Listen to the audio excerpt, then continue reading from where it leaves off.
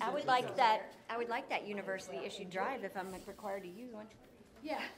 Like, am I sitting here? And I guess I need it soon. That's fine. Yeah. Just going like. Well, that's fine. You know what, Nancy, come over here because I already have a mic. Okay. Yeah. Right. Okay. Okay. Thank you. Tag.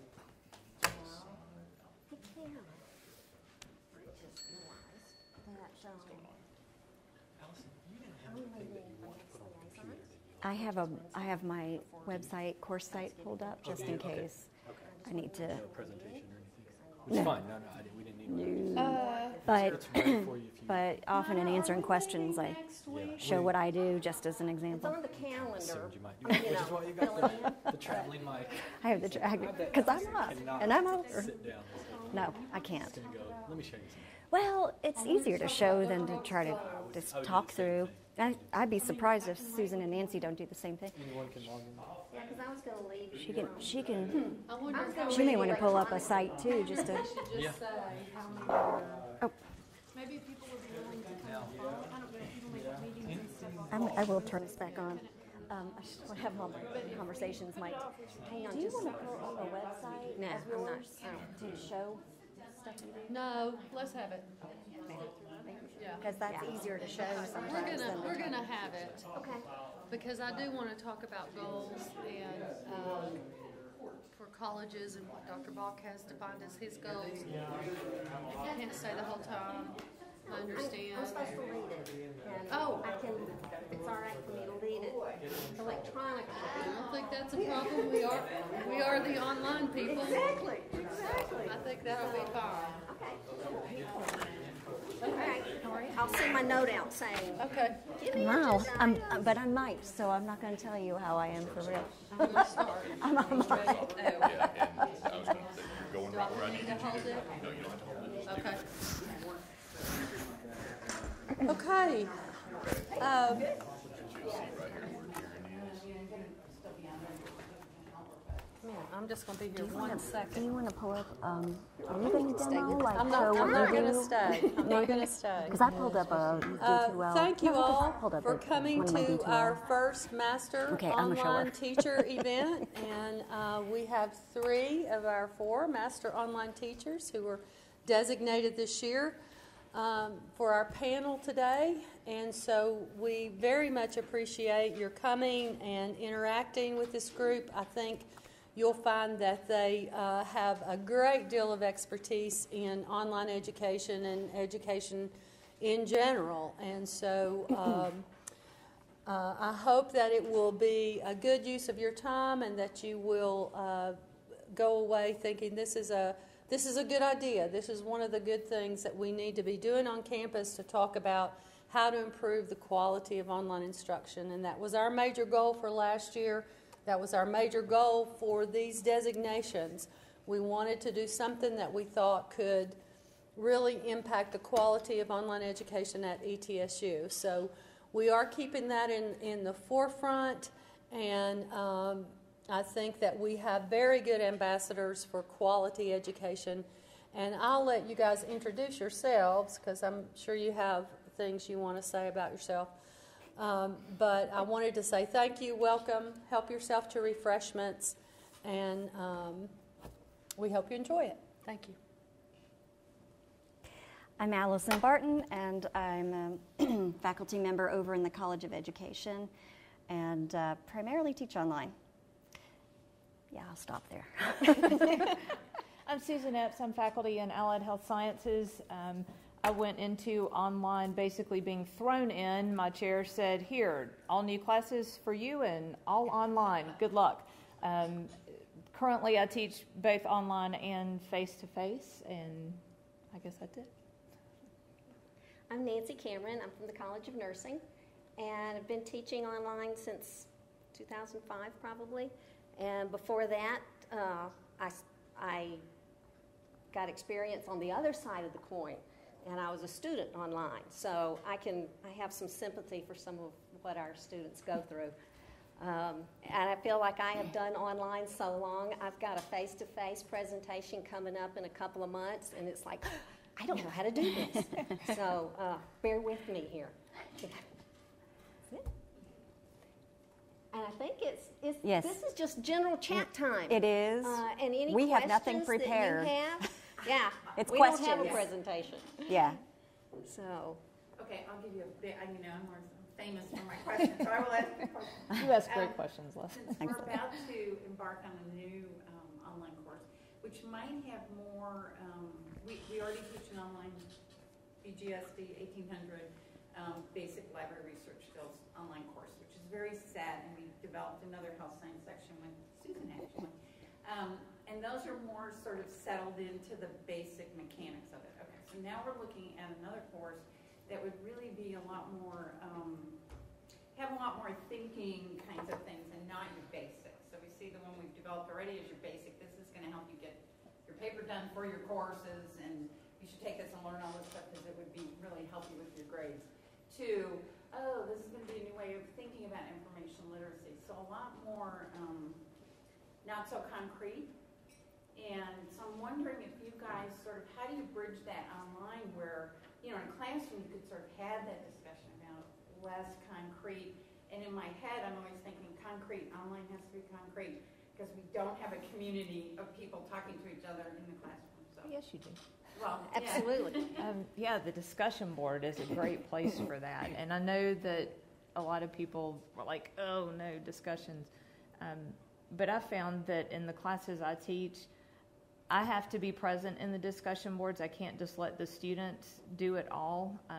I try to let them lead as much as possible. I teach senior level students, so we're grad students, so there's a little bit of a difference if you're talking about freshmen and sophomores, but they can still, they can do that too. But a lot of it has to do with your presence in the discussion board and making sure that you're following up. If they're leaving things very basic, asking the next question. Well, tell me a little more about that. Dig in a little deeper, or asking follow-up questions that make them think about what they said, because I noticed initially a lot of my students will just have a very basic response, and then it takes that follow-up, and now they start doing it because I've modeled what I want them to do. I can't say they all do, but a lot of them will follow up with the question, oh, I like what you said there, but what about this situation, or how about this? So the more you model that, probably eventually you can back off a little bit because others will pick up on that and go, oh, that's what I'm supposed to be doing. But that also has to do with your instructions and what you tell them you expect in the discussion boards. If it's about counting posts, you're not going to get that level of response. So telling them what you expect in a discussion post, it's not just the number that they do, because then you're going to get a lot of great posts like that. Yeah. But if all you're doing is counting, that counts as a post. If you don't tell them what the expectation is, and I think Alison does a really good job with telling her students this is what, and you may do too. I just don't know what you do. And telling your student, describing what a good quality post looks like or has to have in it. But that means, as an instructor, you need to be in there and reading and evaluating the quality of the posts. But it elevates the conversation almost invariably. That's the thing, yeah. It's time, but it's worth it. Yeah. Yeah. Yeah. Yeah. You don't really want that this time around. You want it more. Yeah. The other way you can do things, I think community learning is really good in discussions, but you could also be doing some guided inquiry, like some structured guided questions that take them from the concrete and help through questioning to bridge that gap. And there are a number of places online you can do that. You could do that just as a document that's sort of like I hate to use the word worksheet, but sort of like a worksheet they work through, or you could do it, I've done guided inquiry in assessments, make it untimed. But you can actually pick images in there and walk them through and give them essay question type questions so they have space to answer whatever they need to answer. And just by the way you scaffold those questions, you can get them from concrete to something a little bit deeper. It sounds like you're trying to get more critical thinking out of them this time around. And I just, I don't know how, of course, Amy and I are doing it together, so Amy knows how, but I need lots more help about how, to get from there to there. Yeah, exactly. And in nursing, we use case studies a lot. And I'm sure you have some of those opportunities also. And so I like to use discussion boards. I love to use discussion boards for things like ethical questions, because there is no right answer. And I think that, for me, the key to discussion boards is not just posing a question where there is a right answer, but giving them something they really have to think through. And it may be that ethical, or if you look at it this way and you look at it that way, you can come up with two different answers. Or it may be that case study where, again, there may not be just one way to do it. And part of those instructions that we were talking about is always that, no, I agree type statements are not acceptable, period. They don't count. Yeah. I mean, it's nice to say, I agree with you, and way to go, you did a good job. But you got to do more than that. And you have to explore that. And I encourage them to ask each other questions to go that next level. And I just flat out say it. Go the next level. And go a little typically, bit deeper into my it. expectations are that you're citing Oh, yeah. your sources. I mean, you're referencing course material and citing sources as you support your answers in discussion boards. You think you have to say, sort of like, you know, because these are mostly freshmen and sophomores, you think you have to say there is no right answer? You know, we are trying to get you to the next level. If there isn't, You know, I mean, if there right. truly isn't Yeah. a right answer, but Right. if there, and I think that goes back to combining all of this. The question you ask, when I inherited the classes that I teach now, I got very frustrated by the responses, and I know Allison and I've had this conversation. Everybody answers the same way because the first person who gets the right answer, everybody just copies that one. But I went back and looked at the questions in the discussion boards. Again, I inherited it, and I didn't have time that first semester to really go through a major overhaul. But by the midway through the semester, I'm like, every week it's the same responses to everything. And I went back and looked at the questions, and they were very short answer type response questions, and they were kind of set answers. So I spent a lot of time looking at the questions and going, okay, instead of getting a yes or no or just a very short answer response, how can I reword this to get at the same, more thinking, but worded in such a way that it's not going to necessarily elicit the same response from everybody. But you can also, That gave me an I idea. know where you're going. The other thing is, and what I've learned just recently as a pretty good trick, because even when you do have good open-ended questions, often students read the first response and can't think past that person's ideas. So now, counter to what my students would prefer, they have to post before they can read the other posts. Yeah.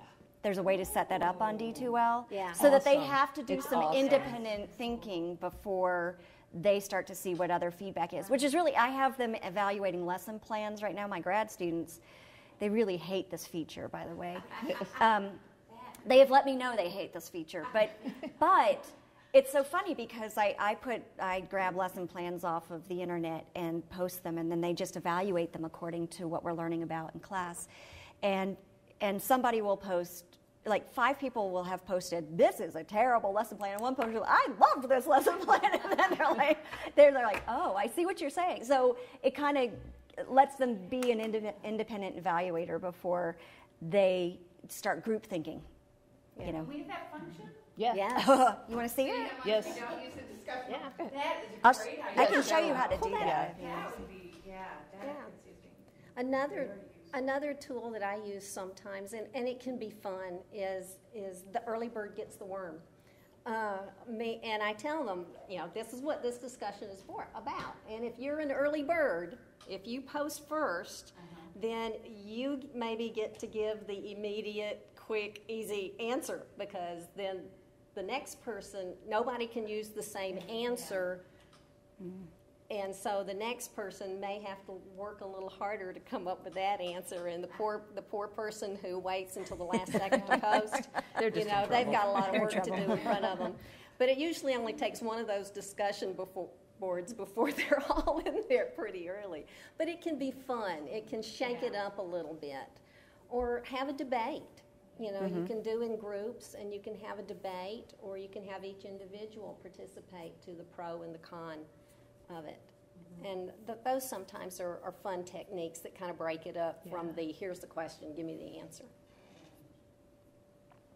What else? Are we doing this for the first time? Yay! Any suggestions or warnings? Oh, how much time do you have? How long is this? I don't think we're going to be here that long. No. Recognize that this will take more time than standing up in front of a class, probably, both for you and your students. And while there face-to-face and equivalent hours for the credit hours is the same, it takes longer to read and write than it takes to listen and talk. So even if you know what you want to say in online, you have to be concise. You know, you can't talk around the barn like you do in a face-to-face class discussion. So it all takes a lot longer, and that's going to take a lot more of your time too. So don't get shocked by that. But because of that, and this is a hard lesson, it's one I'm still reminding myself of, and working on with all of my classes, because I am not concise. I have never been concise. But I think your videos and any informational documents, the briefer you can get them. Like, I'm trying to get all my instructions for most assignments to a one-pager because their attention does not linger on instructional documents, nor does it linger on long videos. So if you have a lot to say, I would recommend breaking them up rather than trying to do one big long video. And yeah, brevity is the name of the game with that. Yeah. I would say another thing to consider for yourself is it's okay to make mistakes. Just acknowledge it. Somebody told me, and I wish I could remember who it was because I'd like to go back to them and tell them I think they're wrong. But I was told, don't let students know that you made a mistake, or don't let them see you sweat, basically, that if you're new, don't tell them you're new, act like you've been doing this before. But what I found was when I would tell my students, I goofed, let me give you an extra day to do this because I messed up or the link didn't work and that's on me. I've been doing this a long time, and I thought all my links were working, and a student emailed me over the weekend and said, this link to this video goes to a syllabus attachment. I don't know how that happened because it had never been linked to a syllabus attachment. It had been linked to the video. Well, the video, somebody at ABC News had changed the name of the video, so I don't know why it went to the syllabus attachment, but it did, and I couldn't find the link. Well, it had worked. So I just said, oops, sorry, I'm not sure how that happened, but it happened, I screwed up, I fixed it, and move on. But I think the students appreciate that you're honest with them, and I just, the first semester I did, I was in over my head because I had all online classes, and I really was struggling. But I felt like because I let my students know that, I didn't act like I didn't know what I was doing at all. But if I made a mistake or if I realized something didn't work the way I thought it should work, I just said, hey, this didn't go like I thought it was going to. Let's try something different next time and let's do it this way. And so I'm not sure where that advice came from, but I just feel like it's better to be honest with them and let them know you're trying to, that it's new for them, a lot of them. I think, Leslie, you alluded to that.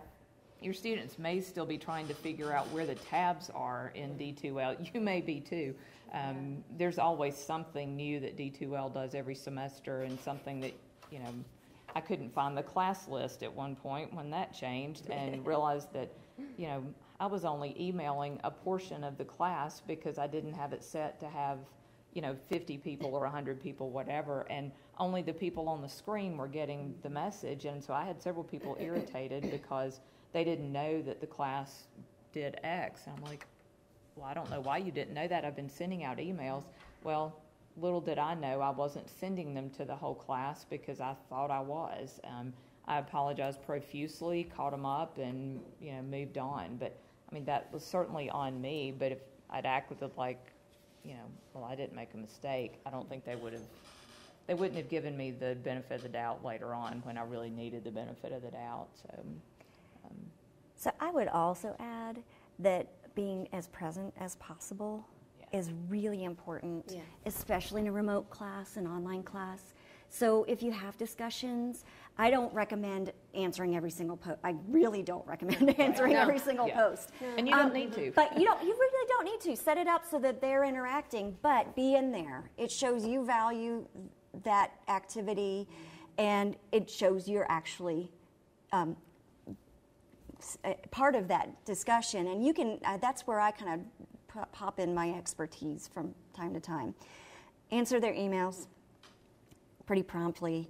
And, a couple videos of yourself, whether you like it or not, are pretty good for letting them see there's a human being on the other end. And feedback. Feedback on their assignments is super valuable, and it shows them that you're paying attention to their progress. Right, that's important in any class, but I think online it's especially important. Because they're just kind of hanging by their Ethernet cord or their wireless cord. Whatever it is. Yeah, so, they write that question, and then they're just kind of lost in space until somebody decides to reach out and respond to them. So, let them know that you're on top of it.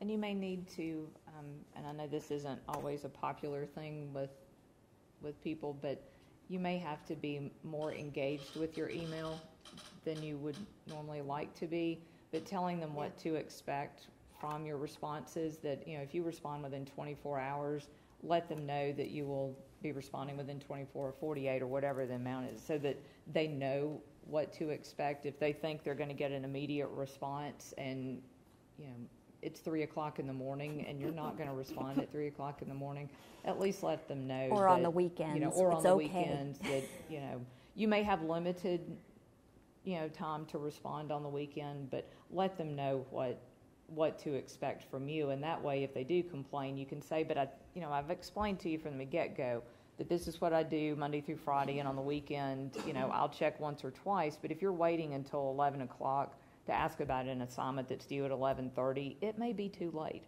Same way it would be with a face-to-face class, but because a lot of them, if they're not here, a lot of my students are not even here. They can't come to my office. They will never come to my office. A lot of them don't even come to graduation because they're literally not anywhere near here. So that is their lifeline, and your response means more than you might think it means. That they're always surprised when I respond. To me, sometimes I think it's taken me a while because it's been like, I got the message at 8 o'clock in the morning, but I couldn't respond till 3 o'clock in the afternoon, and they still think it's fast. And I'm like, oh, because I was thinking that was horrible. And they're like, thank you for the quick response. So,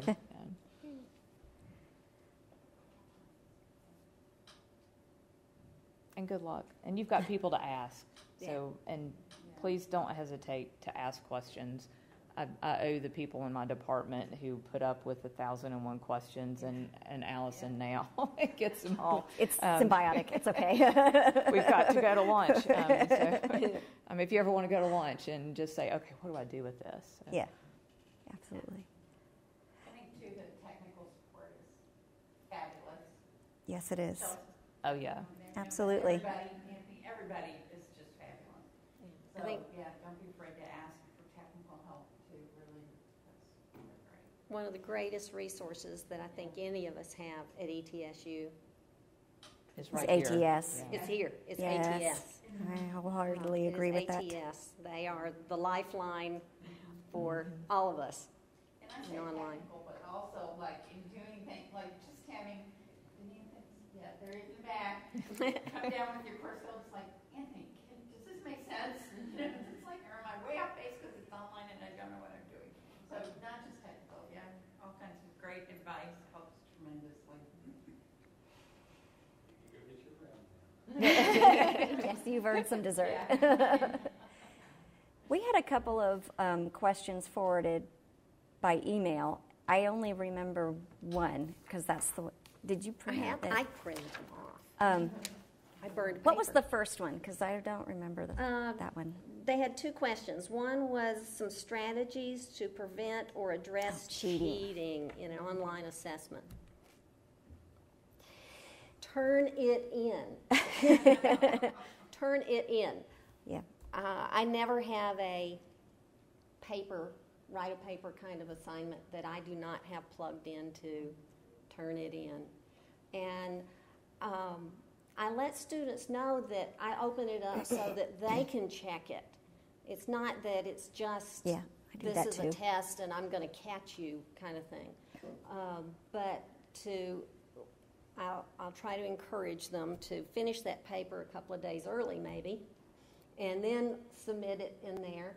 Take a look at it just in case they were doing something late at night or early in the morning and they were tired and they didn't do it quite right. Then they can get that feedback. I don't care how many times they submit it. Mm-hmm. I'm only going to grade the last one submitted that is before the end of the due date period. If it's after the due date, then there's other issues. But I'm only going to look at that one, so if they want to put in 6 of them, it's okay with me. So Turn It In, I think, is very valuable for those. For the written work. For assessments in the exams, I don't use the cheating video stuff that we have the option to don't we? We have the option to ask students to pay for that service, and then they have to show their ID before they take the test, and then you have that video you can go back to if you suspect something. You're not going to sit through 25 hours of watching students take exams unless you feel the need to. What I try to do, I first of all operate on a couple of assumptions. One is I can't force them to have a closed book test. If they're over there, I don't know whether it's open or closed. So I'm going to assume that it's an open book, open note test. And therefore, my questions are different. They are not going to be the definition of blank is whatever. Choose from A, B, C, or D. I'm going to choose questions that test for understanding, deeper comprehension, and application. So they cannot quickly answer several questions like that. They may be unsure of a few and be able to look them up, and if so, great. If they got it right, they just learned something while they were taking the test, so that still meets my instructional needs. So the other part of that, you might have inferred, is I time them so that they can't spend forever looking up every single answer. They have to have been prepared to take the test. And if they're well prepared, they may have enough time there that if they're not sure about a few answers, they can do a little bit more learning to try to figure that out. And in the system, you can also randomize the questions and randomize the answers. Your 4, 6, whatever, multiple choice answers. You can randomize all that so that student A and student B can't necessarily just sit next to each other and say, I'll do the odd number, you do the evening, and we'll each put down. Yeah. Good thought. And that helps. I mean, and for every mousetrap you build, there'll be a better mouse. And I don't give tests, so I have one class where they have a quiz on plagiarism and citations, but I want it to be open book because I want them in the APA manual. So I tell them, use your APA manual on this. I guess they could still cheat if they worked off of each other, but it is randomized. So, but I want them to be in the manual to do that. Everything else, I either give them options for assignments, so they're probably not all doing the same thing, or even if they do the same, they may choose the same option, but they may do it on a different topic. So there's not a lot of. I think the only time I've actually been aware that somebody was cheating, and that's the other thing about being in the discussion boards, how they write, because they are less likely to suddenly write differently on papers than they do in discussions. So if they can't write a complete sentence in discussions, they're not suddenly going to write a thesis in their paper. I say that because I actually had a student who never wrote a complete sentence in a discussion board, and when I read the paper, I'm like, this sounds like NPR. I was joking. I Googled a section of the paper that was using some language that just didn't sound like the student, and lo and behold, it was right off the NPR website, honest to gosh. And after that, I thought, well, we won't be doing that anymore. But because they have choices and it's not the same thing, there's not a lot of incentive. I mean, it's hard to cheat. It's just harder. It's you hard just kind of to build cheat. it at the front end Yeah. to make it So if unlikely they do cheat, I mean, it's Yeah. like, okay, in your work environment, how would you handle, just develop a project or a proposal for addressing an issue in your work environment? Well, that's a little harder to cheat on than if you've got an essay that, Right. they could go buy an essay somewhere. So that's how Application. Yeah, kind it's of a lot of application, and I've got students with all different backgrounds, so they're not going to be in the same type of work setting or different areas. So I've got a little bit of a different situation, I think, because my students are all over the place professionally, but it makes it a lot harder or it's not harder to cheat, it's just less likely that there's a reason to. Plus, they like having choice, and they're not as likely to mess with that, because it's like, well, I got a choice in this, so why would I pick something that I would have to go, buy the essay for? If I can, if I've got a choice in this, I'm choosing the one that I want to do. So that helps a lot too. At least I think it does. I agree. Well, that's what Alison said too. We give a lot of little tests just to try to keep their attention, but then at some point they got obsessed with the tests, semester after, and then I went, finally last time I said, look, this is all open book. Nobody's looking over your shoulder. I just want you to look it up and learn something like where you find it, not get all excited about these tiny little tests that don't even add up to much. They're really just to try to get your attention. So finally, we did in the beginning start telling them, this is all open book. Yeah. Don't You sweat might- it. Everybody can get 100. I just go look it up. That's what we want you to do. I just operate on that assumption and go from there. I think in line, it seems to me in our short experience that they do get more, meaning the students, get more about the test. And I don't know if Yeah, that's especially if you time them. or, so, yeah, it's funny. Well, they can't ask questions if you're sitting in a face-to-face classroom. You may not answer their questions, but they can still ask them. Yeah. And online, once they get started, there's no, I got a question. I didn't understand what you meant by this, or what is this word? Is this right? And they can't do that once you get into it, which means you have to really be careful about how you've written your test questions, because if you've written a bad test question and they're stressing out over it, that's kind of on you as the instructor, which is probably why I don't like doing tests, because I would probably mess up the test question or not have, I would randomize it and somehow randomize the right answer just right out of it. So our other question was about the SAIs? Yeah. Right, that's the one I remembered. SAI items, they were looking for any suggestions for SAI items regarding online experience for students. So that required me to actually look up what the SAI questions are right now. The ones that probably are relevant to instruction. And so those are questions 6 through 13. And some of them actually, I wonder how online students answer those. I wonder what their interpretation is, because there's one that says managed course time effectively, and that can be interpreted a number of ways when you're not on ground. But so here are the questions. Made course expectations clear, was well prepared. That's another one that I don't know how they interpret. Managed course time effectively, clearly explained course content, showed interest in my learning, helped me increase my knowledge and or skills in the content of this course, provided me with meaningful feedback, and was helpful when I had questions and sought assistance. So I have 3 that I just thought of off the top of my head before I came over. One is responding to communications in a timely way. Might be a good one to get an assessment on. Organizing the content in the online class so that I could find everything easily. And that navigation piece. something Was about the course that. easy to navigate? Right. Could you find Could you what find you were everything? looking for, whether that was the assessment or the It's a additional Sisyphean task. information? And creating online assignments that help me to learn the course content, which maybe is already addressed in some of these other questions, but do the assignments feel meaningful for learning? Well, it already has meaningful feedback as a pre-existing question.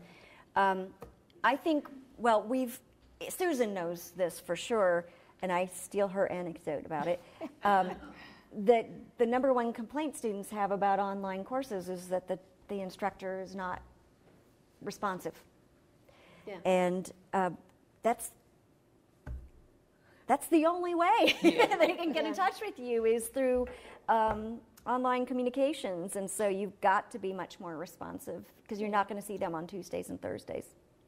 I think and I didn't come up with the wording for this, but I thought if we could put a question in there that talked about faculty presence in the course. Mm-hmm. And it may be, did you feel that your faculty was present and participating in the course? It may be something as simple as that. I like that. To get that And presence. I had that, yeah. You know, And you can do this without having an SAI question. Because You don't have to wait. Well, you don't have to wait, and you probably don't want to wait either. But if you wait till the SAIs, you have lost an opportunity for the class you're currently teaching. So one of the things, a friend of mine is an owner-operator at the West Market Street Chick-fil-A, and he was telling me one day after he taught a Sunday school class, he said, okay, tell me what I need to stop, start, and continue doing when I teach Sunday school. And I'm going, whoa, slow down. Nobody's ever asked that before. And he goes, no, I do this with my staff at Chick-fil-A, and we do a start, stop, continue on a fairly regular basis to find out what we need to stop doing, start doing, and continue doing. And he said that's quick and easy, not easy necessarily, but it's quick feedback, and it puts it in everybody who works for me can understand start, stop, and continue. You're not asking them things that you might have to, what do they mean by that? Well, what do you mean by course expectations? I don't really know what that means. But he said stop, start, and continue. Everybody knows what that means. So I started doing a stop, start, continue with my students and asked them that question. I wasn't ready to do it for me. So I started it with them, and about midterm, a little before midterm, I will put that in as just put it in the announcements, and I do give them a bonus point if they want to do it. If I ask them, you can do this on your own. You don't have to submit it, because then you're telling me what you need, what you've self-assessed. But if you want to submit it, then you're eligible for a bonus point. Well, then I started doing it after I, got a few of those, and they're remarkably honest with themselves about because I could tell you what they should be doing or not doing. They're aware. They really do know what's going on. And they'll tell you if you ask them. And I've noticed they also start doing the things, having them do that, they recognize it. So then I added in, okay, also need to do that with me. And so what can I, stop, start, continue doing? And some of them freak out over that. They're like, I'm not telling you that right now because it's not the end of the semester and I haven't got my grade yet. But I tell them I want to know, because if there's something I can do to change something right now, that will have an impact on you. If you don't tell me till the end of the semester, I may never have you in class again, and I don't have that opportunity. So I would suggest not even waiting, whoever asked that question out in the ethosphere there, not waiting until the SAIs, and to do something. It doesn't have to be start, stop, continue, but that's just a real easy one to do, to get that feedback on how you're doing. And it may be that you get something you don't like, but it doesn't mean you have to, you don't have to do that, but at least if a lot of people are saying, hey, really like how you respond to feedback, and please keep doing that. Well, you've got your attaboy and your attagirl and pat on your back, and you go, yes, I'm doing that well. If there's something that they need, that they say stop doing, Alison, don't send so many emails. I'm picking on you. I know. But, what if it's something you don't know that you're doing. It may be something about your videos or maybe something about your readings, who knows, but at least it gives you something before the end of the semester, and then they can see that if you have made a change. And you can say, hey, thanks for the feedback. Based on that feedback, here's what we're going to do moving forward. Obviously, you don't want to change something that will, negatively affect them. Suddenly you move up a due date and they're thinking it's 2 weeks later. But it gives you feedback in a very, easy to understand manner, and it doesn't take interpreting questions that may not be clear to everybody. I have used, in fact, this term I've used both. I've used that method, and then I've used a different one. I'll tell you in a second. The issue I have, Susan's doing this probably a better way by asking students to self-assess before they her-assess. I just asked about the class. And stop, start, continue, one fallibility of that method is the first two things are things they want you to change about the class. Well, it's like, stop asking us to do so much work and start asking us to, start giving us more time.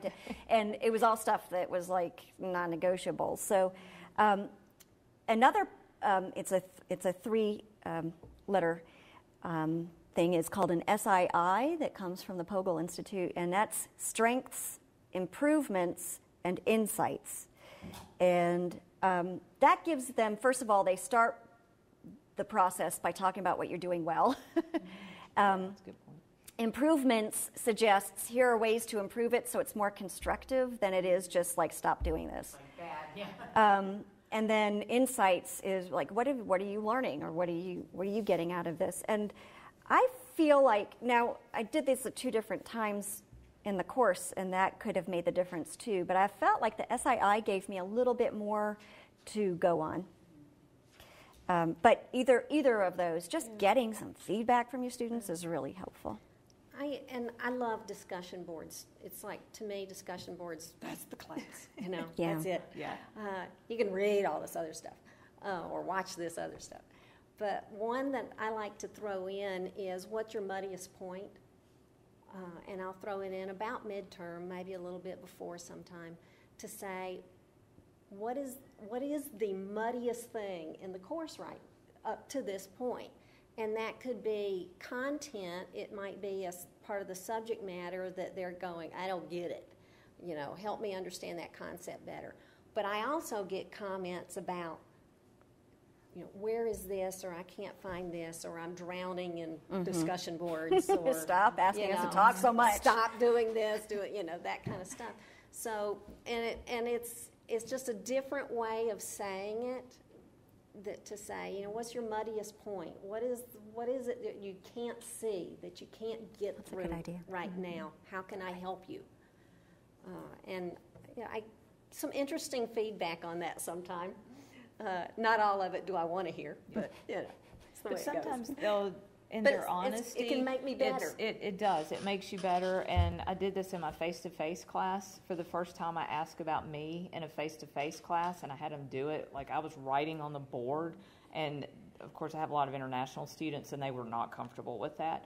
But I had them do it with them first. They did themselves, and then I said, okay, to show them how consistent they were, that they all had some of the same issues, they all needed to do the same things, and they all, recognized that they were waiting till the last minute to do stuff, whatever.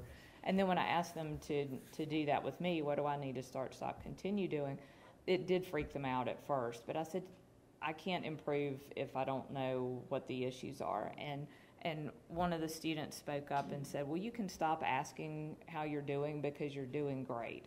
And I thought, oh, that's so sweet. Yeah, that's really cool. So, I didn't ask expecting that response, but I thought, well, because he just kind of had this, funny look on his face. He was like, why do you keep asking us this? Because you're doing fine. But that was confirmation that, okay, I am doing okay, that I don't have to keep second-guessing everything I'm doing, because I hadn't taught face-to-face in a while. So it was a change going from online to face-to-face, but I thought, well, that's good to know that, if I think something's not going well, and it really is, then I don't need to keep second guessing myself. And because I tend to do that. I'm a firstborn child, so everything's got to be my fault. And, I've got to be responsible for everything and perfect. And as Myra tells me, don't spend 3 hours on a 2-minute video. You're not perfect when you speak for 2 minutes in class. Why should your video be perfect? And, do it and move on. But that's good information to have. And all of these things that we've been talking about build that sense of a learning community. It pulls the faculty and the students together. It pulls the students together and makes it more of a community that sometimes online we have a harder time seeing that we have that. And when we're all sitting in the classroom and we can see, the nonverbals, then, we can see the eyes rolling and the sleeping and the whatevers. Then we know that there's that community there. But online, sometimes it's harder to see that there really is that connection. And so all of these things can help build that community. The biggest compliment I got on SAIs, and I wish I had kept the SAI thing I've got it somewhere, I just have to go find it, but to frame it, one of the students said, one initially said I should be a ditch digger instead of a teacher, but that's okay. When one of the students said, this is the most like a face-to-face class I've ever had with online, that is, to this day, that is the biggest compliment I have ever gotten, I think, as a teacher about an online class, because that was my goal. And when I teach face-to-face, I feel like I do a good job of developing a relationship with the students that I really felt like I struggled with online. But when I got that, I was like, oh my gosh, yes. That was just, okay, if I just continue doing that, all the other stuff will fall into place. But that, to me, was the biggest compliment. And I said that in a college meeting one day, and somebody looked at me and I heard them mumbling under their breath, I can't believe you thought that was a compliment. I thought, well, you've obviously never taught online, so you can just sit down and be quiet. Because the people who taught online were all sitting there nodding, and this person who'd never really taught online just thought that was silly. But everybody else, who came up afterwards, oh my gosh, I would love to get that, like, yes, because that's when you're doing something right. And that's where learning occurs, is when the students feel like it is a community and you've invited them into that community and you are part of it. It's not just a class where the students do their thing and you post some grades every now and then, and it takes that.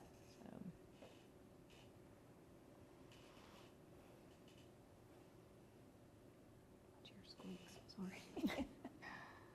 What? How do you feel about making videos, like doing video feedback? Just did some today. Yeah. I mean, is it just easier? Is that way you can just talk about it? I actually give both. So I allow my students to submit the drafts of their lesson plan for non-graded feedback before it comes in for graded feedback. It's purely optional. I think it's hard for them to watch video feedback and remember everything. So I do some notations in their document just by comment. Why is that it's hard to remember video more? Well, I think when they're going back to make all the changes, then it becomes hard. What did she say? And that just kind of keeping track of everything.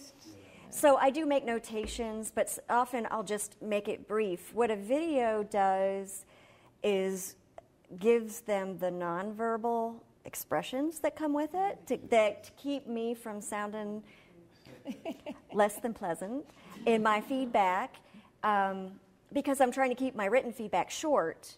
So sometimes I'll just make a couple, a sentence or phrase and just say, see video. And that's where I'm like, I did one yesterday. I was like, girlfriend, you got to work on your plural possessives because you are not putting in apostrophes. But I was able to do it there and say, just do it and, laugh a little bit about it instead of it being like this cranky comment. A summary checklist. Something, I just do the little comments in Word. It was a Word document. And then I record on Screencast-O-Matic. I do a picture-in-picture. I walk through, the main points with them and then send it off to them. I think I can get richer and more detailed feedback in a video, but it can be time consuming. So I think you have to choose the times you want to do that versus something quicker like a rubric. So I do both. Depends on the assignment. Do any of you guys set up if you have someone who can't understand something and you feel like you've gone around the bend and around the bend? 15 times? If I Yes. could just see this person, if they would just come in and sit with me, which has happened, right? And then I can go, see, and they go, oh, yeah, and they walk away.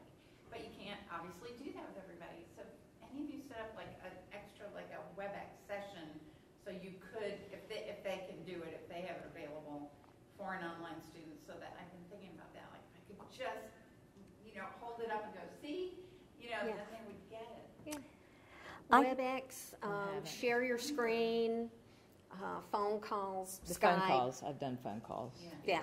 And a long time ago, I've done a WebEx. I actually do teach some on ground. It's a little bit hybridized right now for that purpose to some degree, to set eyes on them and see if the comprehension is there, explain the stuff that they're not accessing online to understand for themselves. Right. Yeah. Because they're not, because the stuff's all there online. It's just that I keep getting I don't understand this, I don't understand this. And they don't, because they're not getting it turned in. And I'm trying to figure out how you manage that. I think a WebEx is a great, like an optional WebEx or a WebEx meeting is a great idea. I need to do something to be able to have face-to-face, because every time we do it face-to-face, it's quick, it's 2 seconds. Oh, I understand, what you're saying, and then we keep trying to refine it online, but we're still getting the thing. Yeah, you may have to do a little bit of synchronous meeting somehow. And see, I don't know. I'm thinking about it. Yeah, and a phone call is, if they can just hear your voice and you can, look at something on the screen, because a lot of my students work in hospitals and they're not allowed to be on the computer or their phones, and so sometimes it's a challenge to get scheduling. They get off shift at 2 o'clock in the morning, and I'm probably not going to be up then. I would if that was the only time they could meet, but sometimes it just takes the phone call and just hearing your voice, as opposed to, because I feel like I explain things better in writing than I do talking sometimes, but I think sometimes just hearing your voice and knowing that you're not being ugly when they think you are, and you're like, that wasn't ugly, but they interpret it that way because it's telling them something they need to do, and they interpret it differently. So I think sometimes just hearing it, hearing that your inflection is, oh, okay, they're not being mean, they're actually pretty nice. So even if you can just get a phone call, and it gives them that chance to talk around that subject and circle it until they can bullseye it. Because a lot of times, because they don't understand, so they have to go off on these little tangents before they can center to it, and that gives them that chance to do that, and they may wind up saying, oh, I understood more than I thought I did, or it's that question that they didn't know to ask you in writing, or you didn't know to answer in writing, that because, a simple phone call most of the time does it. Yeah, because sometimes the questions... And sometimes that's easier than setting up WebEx. Even though WebEx is not hard to set up, it creates more nerves. People get a little bit more nervous about it, and am I doing this technology the correct way? And Well, and you can where have is a that phone button? call anywhere. With a cell phone, you can have a phone call anywhere. If you have to be sitting at a computer, that may restrict, both people a little more. But I think, like you said, what the questions they ask are not always the questions they really Actually think have. they're asking, Yeah. or that they really have. So when you can talk to them and you can say, okay, let's back up. Exactly what is it you're having difficulty with? Because sometimes I've found that the questions they ask me in email is really not what the issue, that's really not what they're not understanding. That's just the question they know to ask, but it's really not what the problem is, because I'm looking at it going, I don't know why you're asking that, because that's not what I've that already wasn't said the this feedback. answer 8 times. Yeah, so let's start over, but again, you can do that on a phone call, and you can go back and forth a lot faster than you can. You can do it by email, but with that lag, it's like, oh gosh, what did they say, a day and a half ago? I'm going to have to go look that back up. And I do think it's missing the personal thing a lot of the time, that connection. Just along that note, do you do some sort of scheduled office hour kind of thing with your online classes? I don't, because right now my schedule is not, I would have difficulty having set office hours. So what I tell my students is, if you need to come in or we need to meet somewhere, I will meet you at Starbucks. I will, we will schedule a phone call at your convenience and mine, because again, a lot of my students are working shifts, so they're not standard, times where they end up pulling a double. So from my students, that flexibility, that if we need to talk at 10 o'clock at night, that's what we do. It doesn't have to be between 8 and 4:30 when I would have, I guess you're talking about virtual office hours as opposed to. Just something that's kind of their weekly hours. Yeah, I don't, because my schedule's not the same every week, and it would be, I feel like for me, I would rather say, let's schedule something at your convenience rather than I'm going to have office hours at this time, and then, oh yeah, well this week I can't do that, and that just gets confusing. So, and that has not been an issue so far. I do have office hours. Do you? Because I keep saying I'm going to do that. Yeah. And then I'm like you. I go, well, wow, this came up, and I'm always afraid that I'm going to be the one that messes this up, for the students. And so I do a lot of please, please, please let me know, and we can, setting up a phone conference or Skype or WebEx is no big deal. It's easy. Just I have to rely on you to let me know. And I do actually have office hours, which I'm pretty good about. Every once in a while, because online, a lot of students end up not coming or contacting you. But I do try to prioritize. Like if they email during that time, to get a quick response to them during that time. And if I have to make a scheduled adjustment, then I let them know in advance, and I either have makeup or I do virtual, I call it virtual office hours if I have to be at home with a sick kid or something like that. I went kicking and screaming into getting my email on my phone. I absolutely refused to do that for a while because I didn't want the junk mail coming in. But then I realized I was able to respond to them a lot faster, and probably stressed me out less. That, oh, okay, I've got that. That's an easy response. I can just take care of that right now. I also spent a lot of time sitting at football practice that I couldn't really be doing anything else. So I just found that it's really not that big of a deal. I know some people are very protective of their time, and if you are, that's great. But I find that, if I can, if I'm doing something else and the message comes in and it's going to take more than what I really want to try to thumb type out, I wait till I'm sitting at a computer. But if it's something quick, I just go ahead and take care of it, and that's as much for me as it is for them. And I know that may sound weird, but if I can get one email taken care of out of the big long stream of them, I'm happy. So for me, that works, getting my email on my phone and being able to respond fairly quickly, and then I can move on and they can move on, and they're not waiting, because there have been a few that have come in like at 10 o'clock at night, and I just really didn't want to have to go sit down at the computer and deal with it. But then the next morning I wished I had. So it was kind of one of those things where, God, if I had taken 30 seconds last night to respond to this very quick email, I wouldn't be spending 3 minutes on it or whatever the next morning. So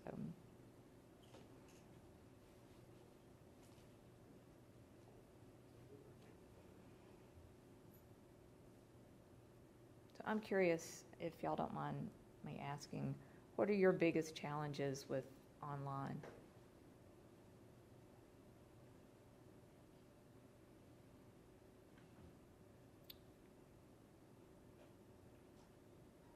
Well, mine used to be that my students seemed really confused on how to navigate. So what I did to kind of fix that is I recorded a lot of short little videos that I have one that after that I walk through the entire course of. Go, here's the content tab, let's click on it and see what's in it. And I do that for every tab. And then I record another video that goes over, I have several assignment to go over the details and like show them where everything's at and the quizzes and how to access that. And that seemed to cut down. That was one of Allison's suggestions to me for my planning class, and that seemed to cut down on a lot of issues this semester with another online class that I'm teaching. So Cool. thank you. Oh, I was thinking it was a great idea, and I don't remember giving you that advice. Just by putting in a little more time on the front end and It's saving a lot of time on the back end. That's true. I mean, building online courses is just a lot of front-end time to get everything in place. Which a lot of people don't realize if they've never taught online, because it's different when you can go in and, oh yeah, let's do that tomorrow. Yeah. And you can do that in a face-to-face class, but with online, you don't just throw something at them and go, oh yeah, by the way, you're going to read, Yeah, 12 more can't. things for Right. tomorrow. You just can't do that. So you really have to be more prepared on the front end. For me, it's the balance of spoon feeding them and then letting them go too much. I mean, how do you, and in a class, if you assign some reading and you're having a discussion in class, you know who's getting it and who isn't, and there are things you don't want people to miss, so do you deliver that information, then they don't have to read it all? So to me, it's just striking that balance. Yeah. That's my biggest challenge. And it's, I teach only graduate students, so they should be able to get most of it, but.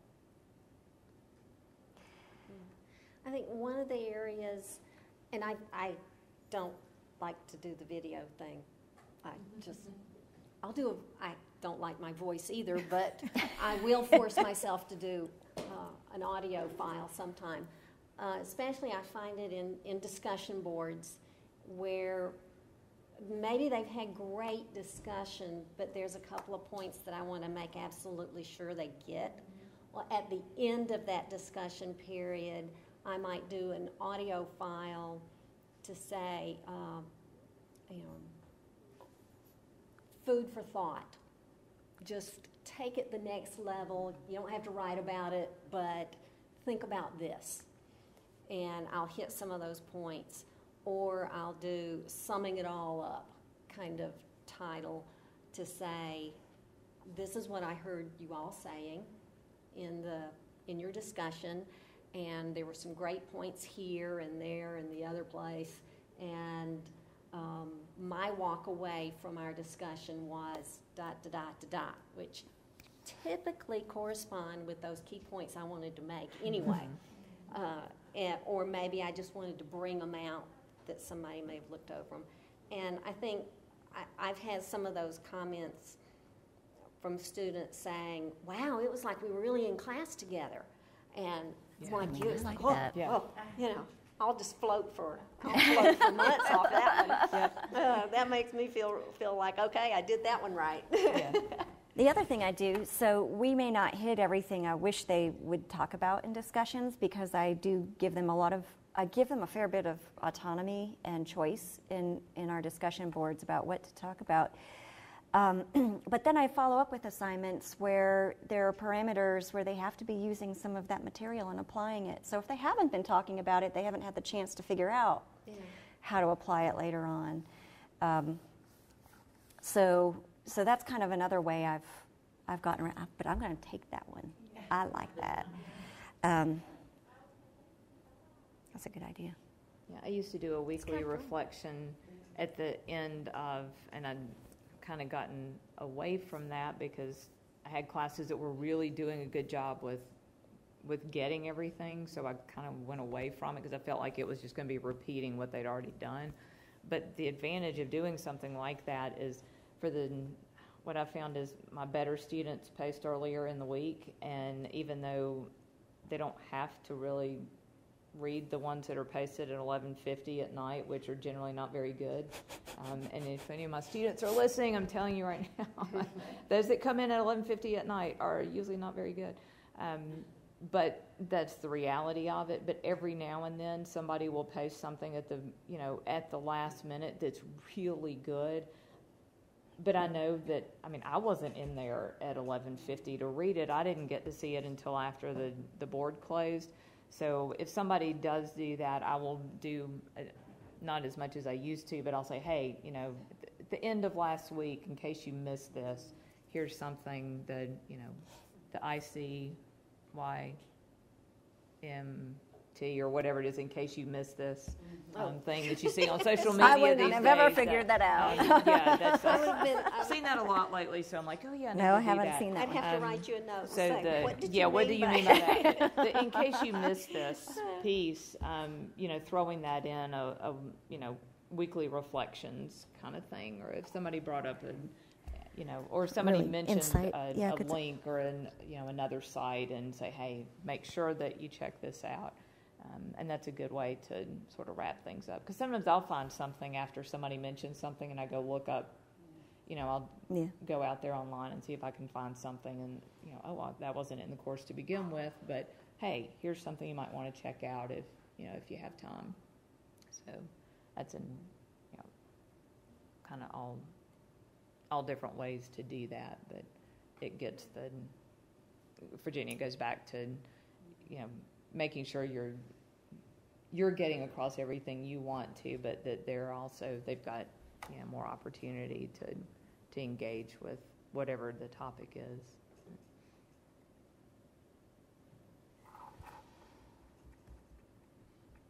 Do any of you do group projects in your I have done. I'm not currently doing. It's horrible. Group projects. Group projects. Group projects. I did it for a long time doing group Yes. projects, and I finally It's a graduated brave this thing you're doing. And luckily, it's worked out pretty well so far, because I have a large number of students in my online class, and I have a really beneficial assignment, but to have each one of them do it individually was going to take me all semesters and give them good quality feedback on it, so I put them in groups. But the thing that I'm struggling with right now is, how do you deal with I do peer evaluations for members Yes. of the group. So how do you objectively do the peer evaluation piece and adjust grades based on the peer feedback that's coming in? How are you doing? So you're assessing that a separate way, right? Peer evaluation. Yeah, you've made your own peer evaluation form. Like, they get a peer evaluation form that I've kind of standardized and used in all my classes where I do Okay. group projects. And then it's just, the way I explain it to them is, this is really my only insight into the group dynamic and how you guys worked as a team. And did one person carry all the weight or most of the weight? Did one person not participate at all? And if they didn't, then they certainly don't deserve the same grade as everybody else that is doing the project. But I'm at a point right now, I don't know how to objectively make that adjustment based on the feedback that's coming in. So I don't know if there's a better way to do the peer eval or scrap it all together. I'm going to show you what I have done, because that's a reason. So in case it didn't get picked up online, the question is how to adjust grades for individuals within teams based on how they're performing in the team. I have, when I have done group work in my online classes, I use this CAPME system. And I just got an email today that said they're going to be making adjustments to this. So I don't know what they'll look like. But you can get a free account if you email them for it. And you can create, I'm going to see if I can find one here, an old one. You can create surveys of how they do in the case. So I did it three rounds of a single case study, and they had to complete the survey as part of that. So here are the categories that they rated each other and themselves on. And then when you get the feedback, I gotta go back, look at this. I'm not trying to modify it. Go back. It gives you basically, what you get is a weighted score. So, and it comes close to a 1. But if they have not done a really good job and their teammates have all rated them downwards, it kind of goes down to like 0.8 or 0.6 or lower. And what I have done is taken the team score, and then if it's significantly low, like below 0.8, I prorate it downwards, sort of percentage-wise, based on that score. So from the team score, I give them whatever percent score they have, like a 70%, they get 70% of that team's score as their grade. And what CATME does that's really nice, and I haven't been on this site for a while, so I can't quickly and adroitly find this stuff to show you easily, but it will actually send the teams their team's collective feedback. No comments. Any comments they make come to you as the faculty member, as the instructor, but they don't see each other's comments. They just see the averaged team rating compared to their own self-rating. And for every category that they're getting feedback on, it comes with stock tips on how to improve on that skill. So for contributing to teamwork, it will come with some stock. You might want to explain that to your students. I had one highly offended student who thought she was doing really well but got all these tips on how to improve. I'm like, everybody gets that. It wasn't you. But I think it's great because that gives you a lot of good feedback on how you're doing. And then for you as the instructor, you see that score, and I just used that score with some degree of error adjusted in there. If a student got particularly highly rated by everybody because they were doing much more of the work, I might even give them a higher than team score. So adjust theirs individually upward. So you're saying if their rating comes back and the maximum you get is a 1, right? And if their rating comes back, I want to say collectively about 0.6, then you adjust it down to a 60. Like a 60, roughly like a 60% of, I might toggle that a little bit, but that's kind of how I adjusted for individual performance within the team's work. Sorry, I can't. Someone's giving me a hard time about something there. I'm not smart enough to figure out the system. It's not hard. Trust me, it doesn't You've take shown it long. to me before, and I felt like I needed a degree in rocket science. You do not need a degree in rocket science. I have one class where it's an interdisciplinary healthcare teams class, so to not have a group project would be pretty ridiculous. So I have to do that. Sometimes it goes real well, and sometimes not. But when they do a group project in that class, I have them do a self-assessment as well as a group team assessment, and I do a point system for my classes, so all my classes are 100 points. Because again, I'm not smart enough to figure out what 30% of 759 points is.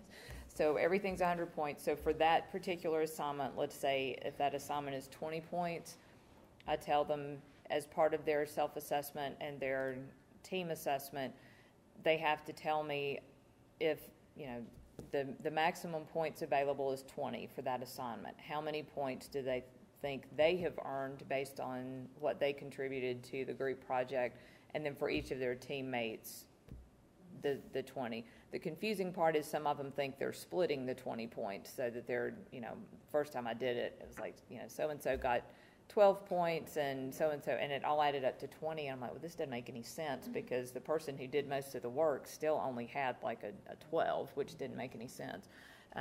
So I've had to revise that a little bit.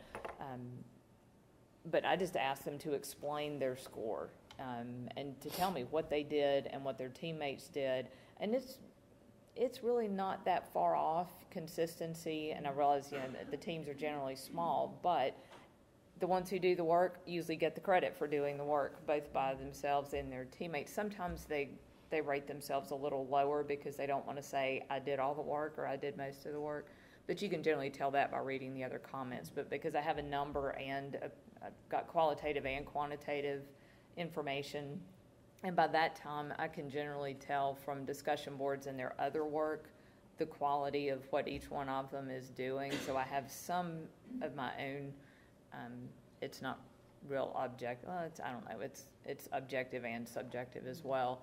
But I have some general idea that if this person's always late getting stuff in, it's probably not likely that they suddenly, were the one pulling really they were not the lead dog on the sled kind of thing. But that allows me to say, okay, well, and then a lot of times I just average the points to see how it comes out, and then if that seems reasonable based on what they said they have done and what their teammates said they have done, then that way not everybody gets the same score. And I tell them that up front, that it's a group project, but your score is not, and that keeps the person who's always going to do the work to make sure they get the grade.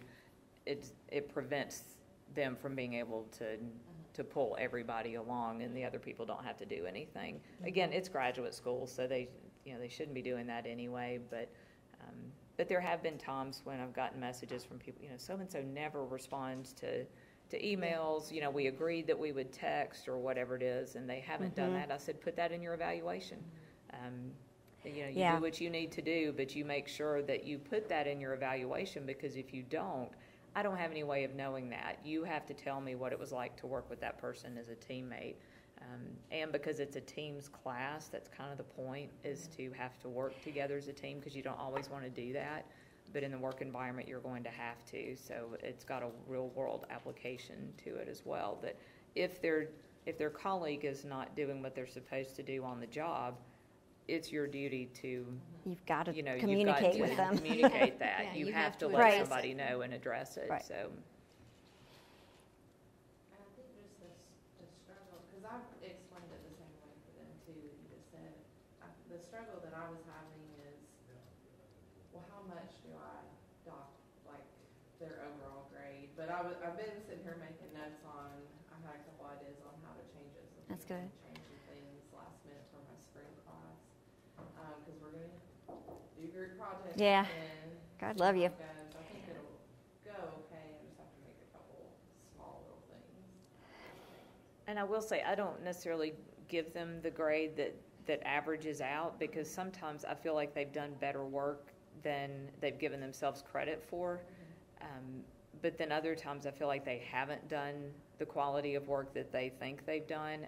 But I mean, that's part of the feedback is, you left this out, or this wasn't fully developed. But I don't feel like but I still keep if this person gets the highest percentage of the points to begin with, or not the percentage of the points, but, if this person averages out to 18 out of 20, they're still going to be the one who gets the most. Even if I have to pull it down to reflect that, well, they didn't necessarily do everything, I still keep that same structure. It just may not be that it's the strict average of what they've submitted, but that's my basis for it. And they're surprisingly consistent. I thought it would be a little different, but I've found over the years that they are surprisingly consistent. I shouldn't say surprisingly anymore, but they're remarkably consistent in being, straightforward about who does the work and what quality of the work they do. And I just use numbers. Can't be.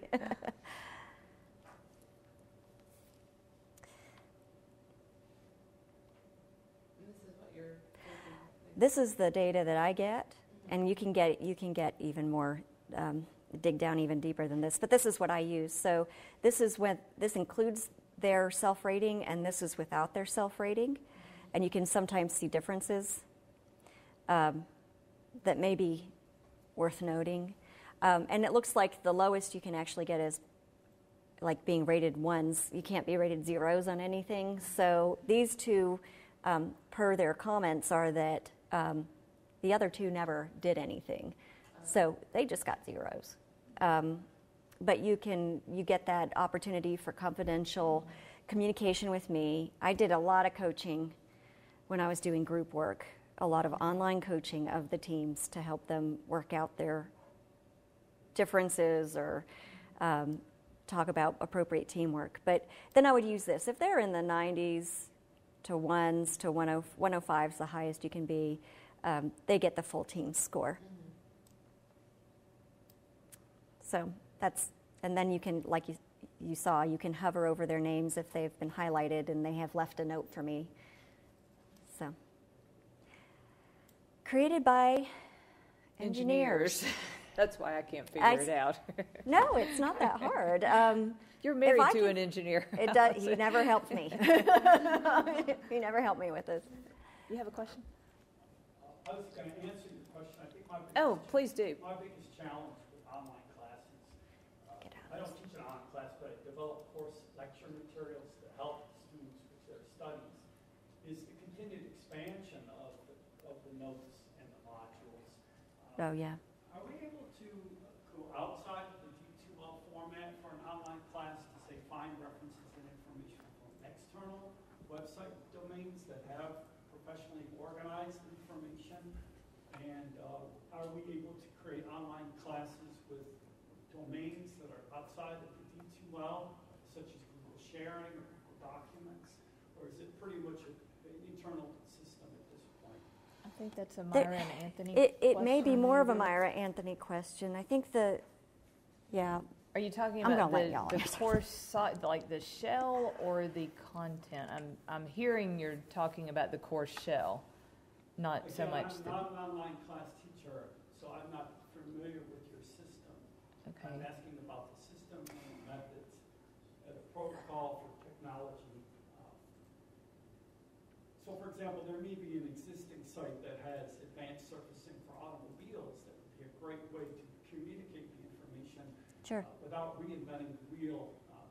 NASA's doing that with their production of parts. You go to a library to get your So were you So talking you about could certainly linking link. out? You can yeah, link out from yeah, D2L. from the D2L site. link out from Yeah. D2L. Yeah. The biggest challenge right now is ensuring accessibility for all of your online students. So making sure whatever you do put in or link out to has ways for the visually impaired to be able to understand what's on the screen, and for those who have auditory impairments to also be able to hear any audio that might be there. So if there's Or closed read. captioning, Yeah, for closed captioning. that's what I meant to Yeah. say. But yeah. And is the visual, for the most part, they need to zoom in into content? It's like the font? primarily having some written way that a screen reader can, if you have a description of what's being shown on the screen, stop me if I'm saying something wrong or if I'm not saying enough. But to make sure that there's some kind of written word or description of an image that a screen reader can read to those with visual impairments. I'll just chime in real quick and say, Thank you. We encourage a variety of content from all different sources. When you start getting into assessing students, making sure you can ensure their identity, housing grades, then it gets a little bit more complicated, and it's better in an ETSU approved system like D2L. You can absolutely link out to other sources, grab the stuff that's good, don't reinvent the wheel, and use it for your students. Yeah. But you have some assurance inside D2L that those are your actual students and not some random person who's just emailing you because they have a secure login and those kinds of things. So it kind of protects you and the student to know that you're in a protected environment. And Leslie left, but she's done a lot of work with open educational resources and encouraging faculty to use those. So that's stuff that we could easily link to in our course sites, and go to something like that. You don't want to recreate the wheel. And I use a lot of TED Talks because they're way better. I mean, the students love listening. Way better than me. They're better They're better than than I I am. am, that's for sure. And they're hearing from experts in their fields, and I'm not an expert in everything. Well, my dad would say that I think I am. But they can go listen to a 12-minute TED Talk, and it's way better than what I would have done with content that it's not my, that's not my area. But they love the TED Talks and things like that. So linking out to those, but making sure they have closed captions. And I've noticed that I've been playing some of those in my face-to-face class where I know I don't have any students with hearing impairments, but I've noticed everything is now coming up closed captioned. So that's so far everything that I have done has had closed captioned on it, but I'm a little worried that there's. And I'll just add, it's great to have a variety of resources, and we have Students love incredible it. resources that we haven't had in the years past. But the D2L is the shell or the center point that allows us to comply with federal guidelines and SACS guidelines so that we can ensure the students who are registered for our classes are in fact the students in our class. So if everything runs through D2L, it doesn't matter what kind of sources that you use. but it matters that those students get to that information through a resource that is controlled, so we comply with all the federal laws. That's why I asked. I figured it would be that way. Thank you.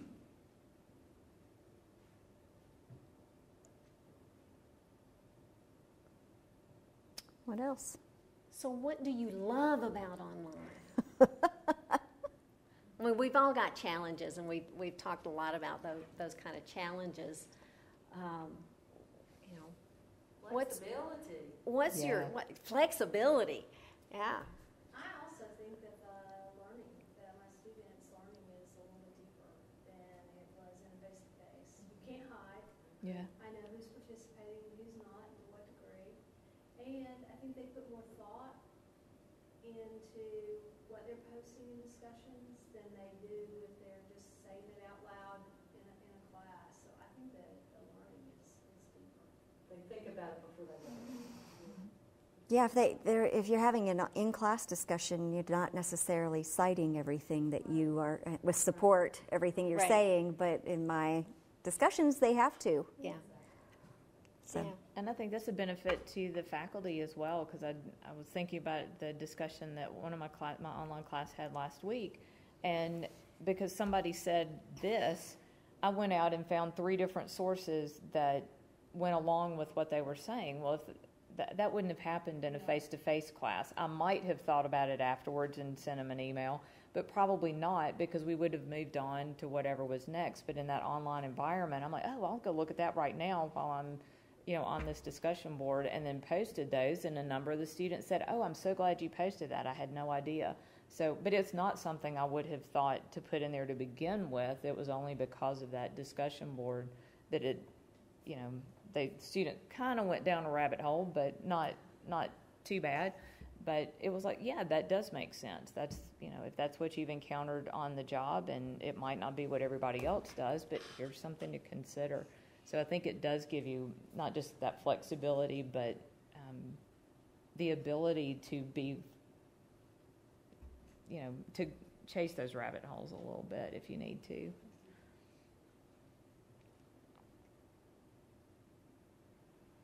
Nobody else loves online.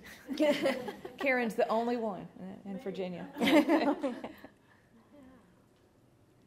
of curious. You've mentioned a lot of different things, but pulling it all together, what does an average week look like for you teaching online? And I bet there's some similarities and some differences, but imagine you're a third of the There is no average. No, there's not. What does that look like, especially for people who may be entering into this scene? What's an average week look like? Lots of discussions. Yeah. I have on my calendar every day the course number and DB. And DB. I'm a list person, so discussion board. Anthony's question was, what does an average week look like for online? Teaching. Yeah. Teaching, yeah, Is it teaching. mainly on the phone? Do you set aside time? Oh, no, 3 computer. times a week? What is? Every day. Every day. When it fits. No set time, but pretty much every day. Sometimes Yes. it's 10:30, 11 o'clock at night is the first chance to sit down and do discussions or grade. Don't like grading that late at I've night, never but- been very good at scheduling, so I might look at it at 6 o'clock this morning, and I may not look at it until 10 o'clock tomorrow, or it may be that I look at it 10 times during that time Right, frame. yes. Part of it depends on where I know we are in the class, and because of experience, I may know that this one always gets people. And so it's kind of that heads up that I need to be just a little bit more tuned in, or it's that I just think about it, but it is, I do the phone thing too. I am a terrible thumb typer, but I see that little light blinking on my phone, and it's like I can't stand it. I have to go look and see what it is that's out there. And if it's a student question and I can, sluggishly type something out on the phone, okay. Or it might be that I go grab the computer and I really give them an answer. Or I say, okay, I got to think on that one a little bit. But it can be all-consuming. Oh, yeah.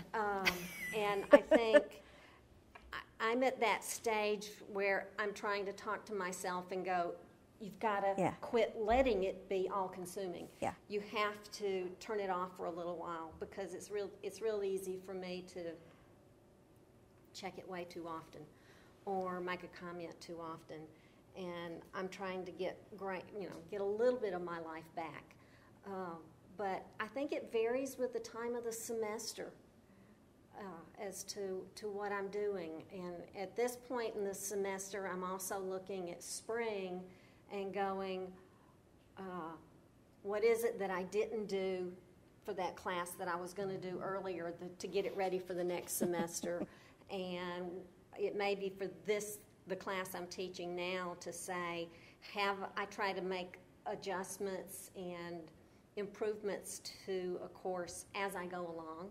So if I've never gotten questions about this content or this assignment, and this semester all of a sudden I do, it might be that, boy, I've never had anybody interpret that way, but now that I have, I can make that clearer.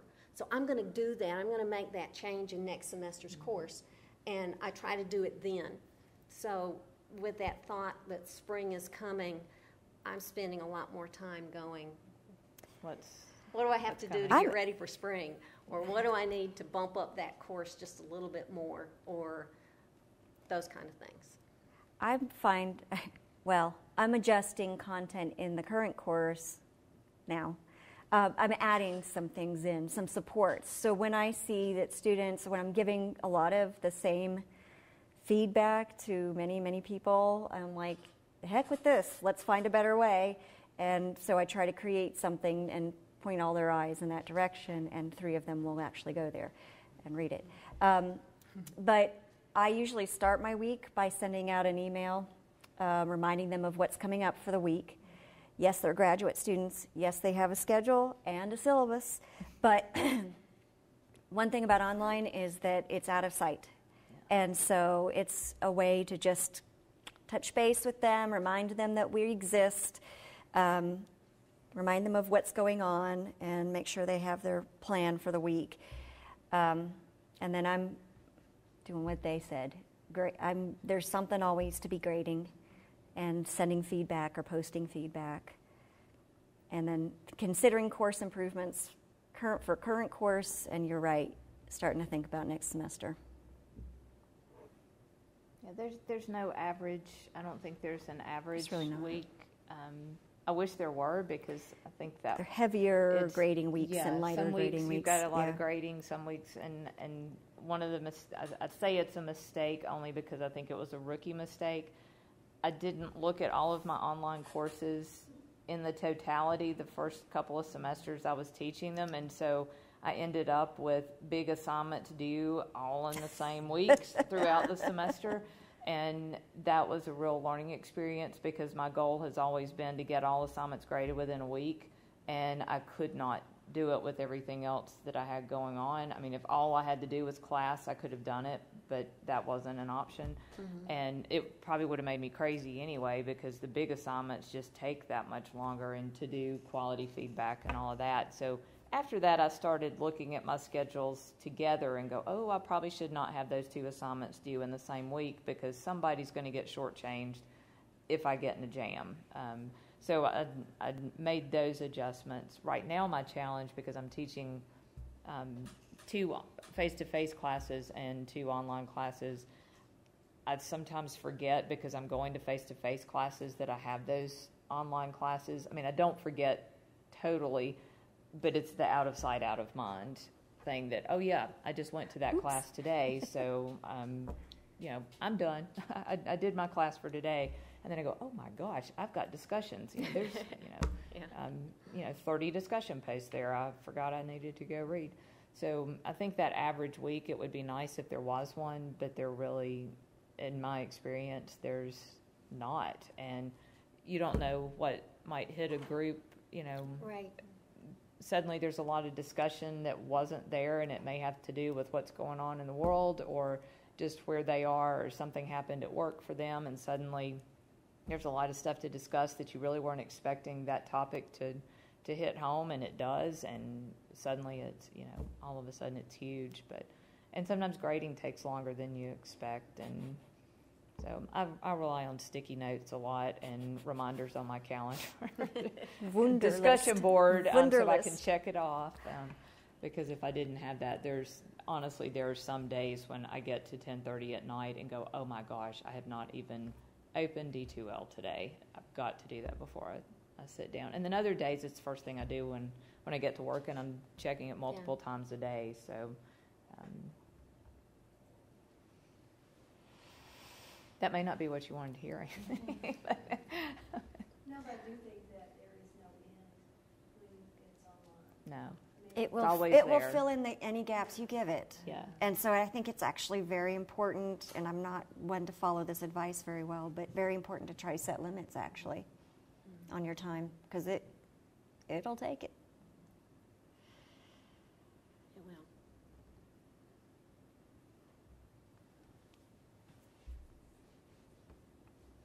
Myra, did you get any other questions coming in?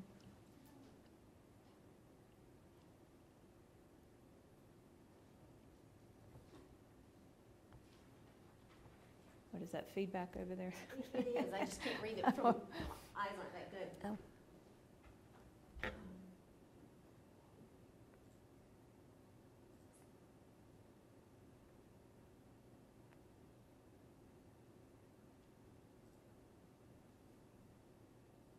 They're a little out of context for What we were just talking about. So a little. One comment was their lives interfere greatly with academic intensity. Yeah. I think if I'm understanding this person correctly, we can all get distracted, and it's not just faculty, it's students too. And that work-life balance, we're all faced with that one. And if anybody comes up with that magic answer, you can be rich. I try to encourage students to set aside some time every day, or at least every other day. To treat it as if it were a live class with dedicated time, and, because otherwise they want it to fit in the... I can say that real well. I don't necessarily follow that advice real well, because I don't stick to those schedules very well for myself, but I tend to pop in quite often, I think yesterday I didn't have any grades due, and today it's like, where did all these papers come from? And it was that moment where I thought, oh no, did I have I not looked at this in a few days? Why am I suddenly overwhelmed? And then I looked at the calendar, and it's like, oh, I'm okay. It's okay. But part of it, I think you were talking about balance earlier, and that balance between giving students a benefit of the doubt that they are balancing and working on things versus holding up the rigors and the standards of the course. And that's really that's a judgment call, and we've all been there and done that. And I think what that is. I think one of the challenges, I know Alison and I have talked about this, because we do a comparison of, well, not really comparison, but we go to lunch and complain about our essay class. We read our worst comments. Step one. Those with SAI. Worst comments on our SAIs. Complain about them to your best friends. We complain about them, and then we say, okay, enough complaining. What are we going to do about them? And that has really changed my perspective on the frustrations of teaching online, where you don't see students and they can't hear your tone of voice, and you can't see their eye rolls or they're falling asleep. And we used to go and just complain, and then we finally realized at some point that wasn't really helping. We felt better temporarily, but it didn't fix anything. So then we said, well, what are we going to do with this? And we used each other as sounding board. Well, hey, what do you think about this? What do you think about that? And that's made a huge difference in the way I viewed things, because I felt like there were so many things that I couldn't control while I was going through the course, because I couldn't control the student. I mean, I could tell them, here's the due date, but I couldn't control whether or not they actually turn their work in. And one of the frustrations that I've had personally is when I have students who don't, and I think Alison's comment earlier about the start, stop, continue, and don't give us this much work and don't expect this. They have classes that they can do in a weekend.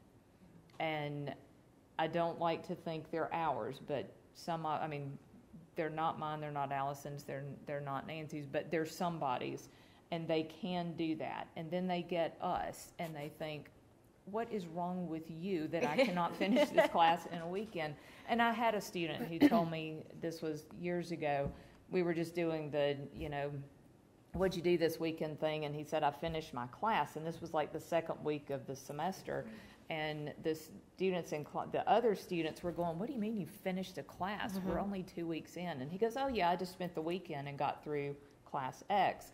And interestingly enough, the students were the ones, and I kept my mouth shut because I was, but the students said, how did you learn anything? And I was like, yes, there is God.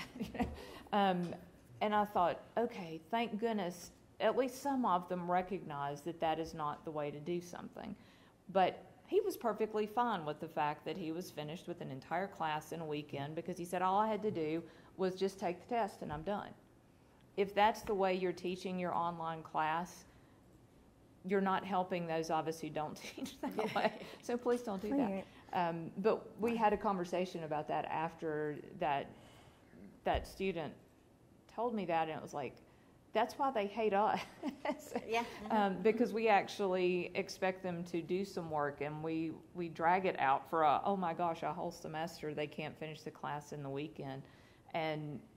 But to me, that's doing it right. It's giving them time to process information. It gives them time to go look up other information. If they do it in a weekend, they're done. They will not think about that class again, ever.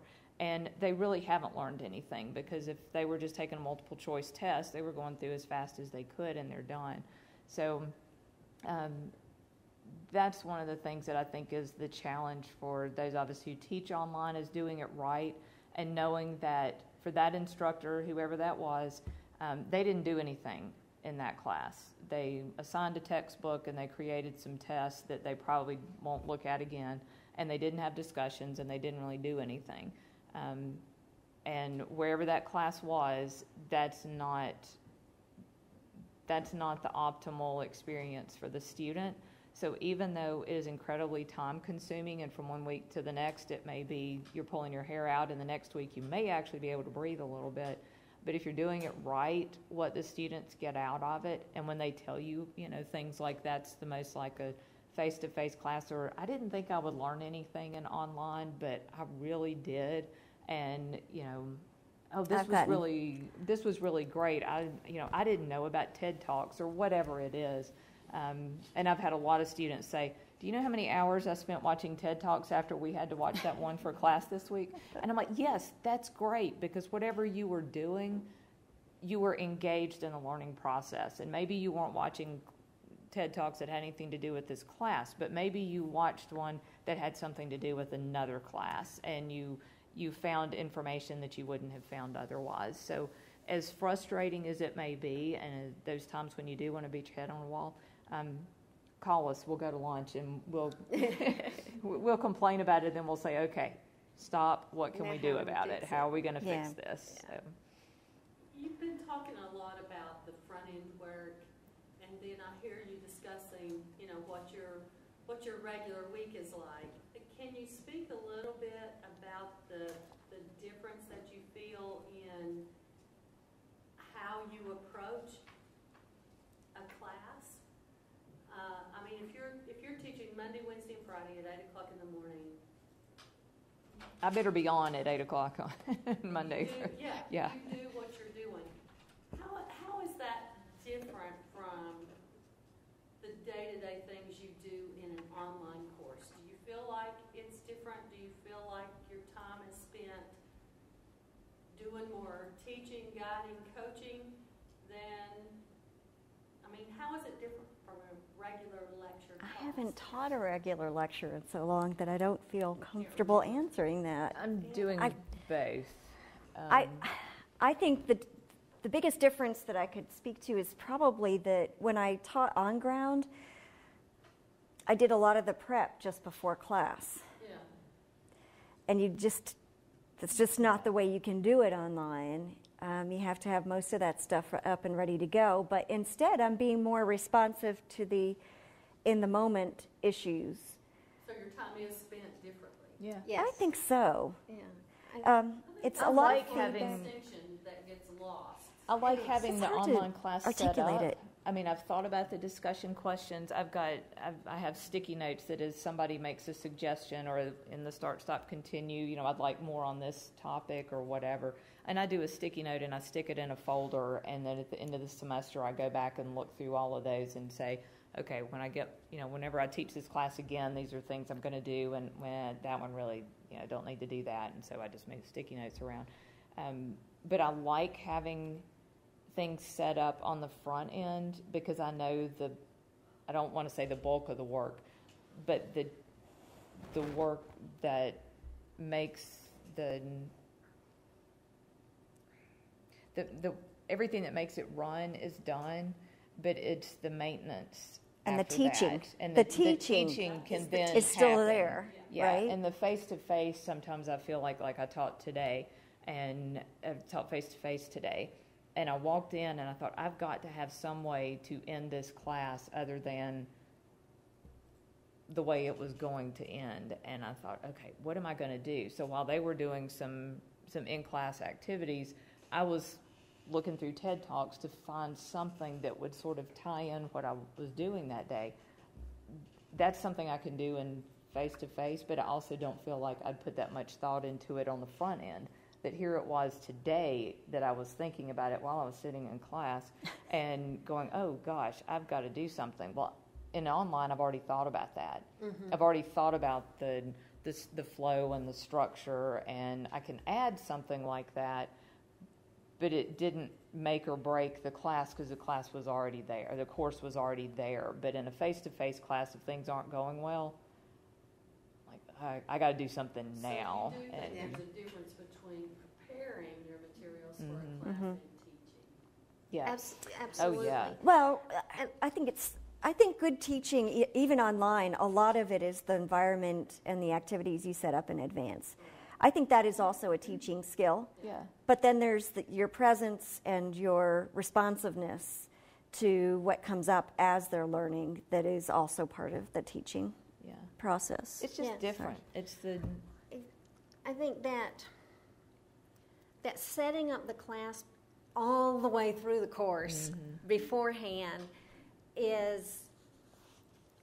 it's a challenge, and it's actually a challenge that I enjoy. Yeah. I think it gives you a nice opportunity to set yourself up for success in that you can connect all of those accreditation dots, and do you have all this content that you need to have for your discipline in there, and you can build on this knowledge, and you can do all of those good things, and you can see it when you do it before the semester ever starts, and sometimes that's easier online because whether you do some of that last second planning for a course, then you can make sure all of those things are done. Check mark, check mark, check mark. And then I like to spend my time during the semester as in what's going on now and what are those teachable moments and how are they viewing it and how can I react to that and cycle back around. And knowing what that entire course content is perhaps gives me more opportunities to connect some of those dots. So, I agree with that. And I think, there's been some stuff going on in my personal life this semester that wound up being very applicable to some of the topics. And it was easy to throw that in almost as a case study kind of thing. but because it was something that's happening in the world of nursing right now, and it's not that it's unique to me. It's what's happening in the world of nursing. But it was that personal connection that you can throw in, and you do that face to face all the time. Yeah. But in an online, you've got that standard there, and then you can add to it. That is more of what happens during the middle of the semester. That's the fun part. I hate that online takes up so much time, but I love it too. Yeah. I love the engagement with my students. And like Susan said, I have gotten requests to be on their exit committees that say, I know we were an online class, but I feel like you know me better than some of my on-ground instructors. So, yeah. And I do know them, but I do. I just get to know them. Yeah. Yeah, sometimes I feel like I know my online students better than my face-to-face students. The ones who sit there and never say a word. In online, you can't not. Oh, well, if you do not say a word, then you're failing. You're probably going to fail. But in online, everybody has a voice. In face-to-face, some people never talk, and they can get by with that.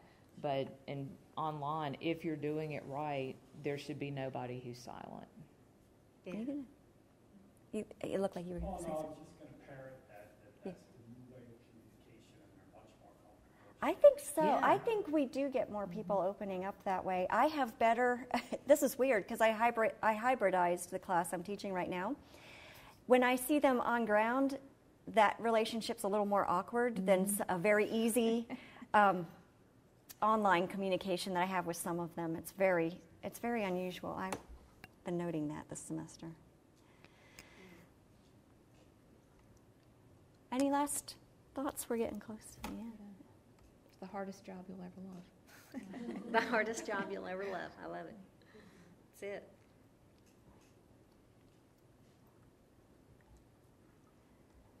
Well, thank you all very much for your time this You're welcome. afternoon. I thought it was fascinating. I loved hearing your expertise and your experience, and thank you very much. Thank you all for being here. Thank you. Didn't know if we'd walk in and it would be Myra, Anthony, and Karen. So thank you all for being here. I knew y'all would be here. Yeah. Absolutely.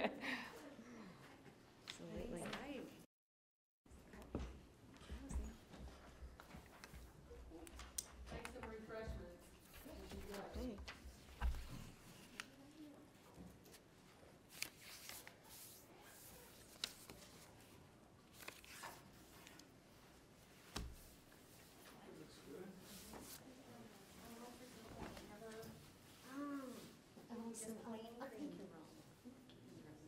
I can wear darker, I can wear like an olive, and it will actually turn my eyes green. Yeah. Because I have that. Anyway, I have to show, I will show you, because I'm so excited by this. And it's all Chelsea's fault. All Chelsea's. What did Chelsea do? She told me about H5P. So Oh, now, you were telling us about that. check this out. Oh, this isn't the best one. No, that's just the accordion.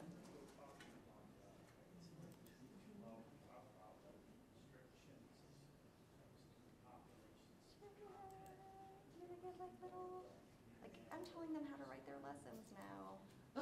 No, there are, Like that, and I just did this one yesterday. what we were talking about is, I just grabbed so it. big reason staff ETSU is teach well is, How to do a lesson closure.